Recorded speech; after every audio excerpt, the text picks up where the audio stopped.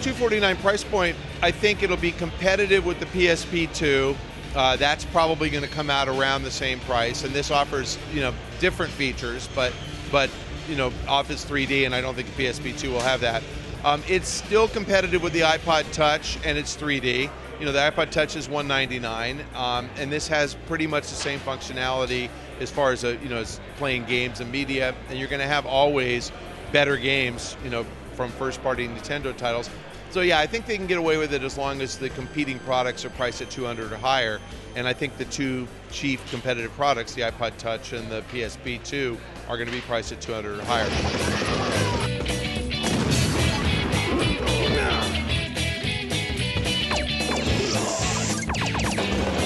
The cost of the game, from what I understand, talking to developers, is about $30,000 to $60,000 more in development costs to make a 3D game. So it's justified to charge a little bit more.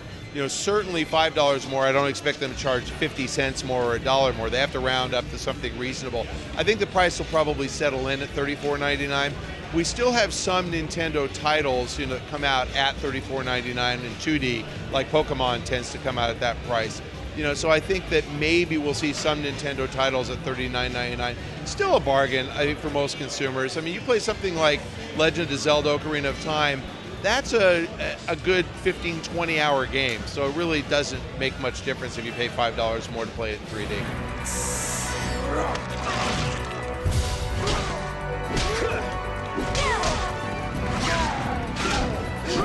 We don't know the lineup at launch. We know this launch window, which they said by E3, 30 plus games.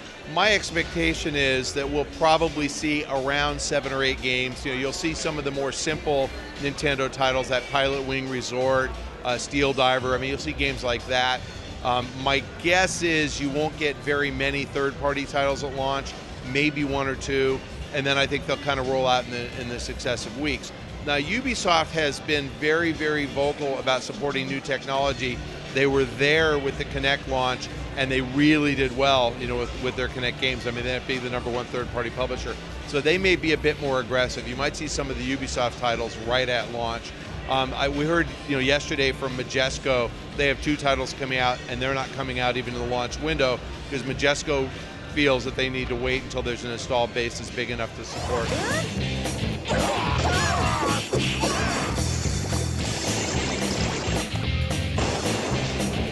The real difference for this is it's got a 3D camera, which makes it a party device. I think people are going to have fun taking pictures and showing, and just posing and doing fun things. The potential for this thing is amazing.